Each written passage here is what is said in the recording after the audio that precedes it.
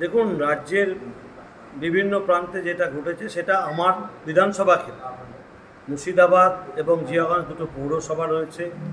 মুর্শিদাবাদ পৌরসভাতেও এই দুর্নীতি হয়েছে, আপনারা শুনেছেন, দেখেছেন। এই পৌরসভায় যাদের বাড়ি তারা সবাই জানে। এখানেও কর্মচারী নিয়োগ নিয়ে দুর্নীতি হয়েছে। টাকার বিনিময়ে চাকরি বলুন, কন্ট্রাকচুয়াল বা পার্মানেন্ট যাই হোক না কেন, এখানেও নিয়োগ দুর্নীতি হয়েছে।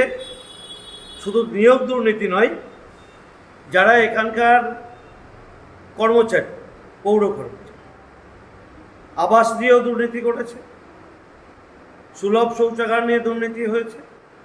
অর্থাৎ মিউনিসিপ্যালিটিতে কাজের থেকে অকাজ বেশি হয়েছে। যারা তৃণমূল করে, যারা তৃণমূল বাড়ির লোক বা যারা লক্ষ লক্ষ টাকা দিতে পেরেছে, তারা পৌরসভায় চাকরি পেয়েছে। অধিকাংশ ক্ষেত্রেই স্বজন পোষণ দুর্নীতি হয়েছে। মেধা যোগ্যতার ভিত্তিতে চাকরি হয়নি, আর হয়নি বলেই আজকে সুজিত বসু যেমন গ্রেপ্তার হয়েছে। আগামীতে আমরা চাইব যে আমার বিধানসভার মধ্যে দুটো পৌরসভা রয়েছে, দুটো পৌরসভাতেই নিয়োগ সংক্রান্ত বিষয় নিয়ে যেন ভিজিলেন্স টিম আবার শুরু করে।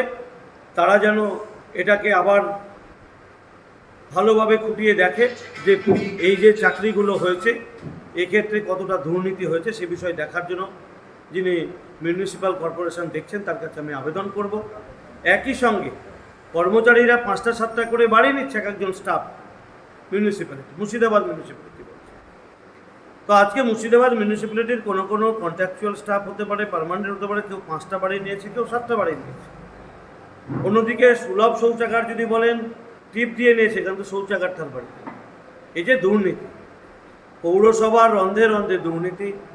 তাদের সরকার ছিল, তাই তৃণমূলের শাসন চলেছে। তৃণমূলের দুর্নীতি এমন লেভেলে গেছিল যে মানুষ সর্বশান্ত হয়ে গেছে। মানুষ সরকারি কোনো পরিষেবা পায়নি, কোনো সুবিধা পায়নি।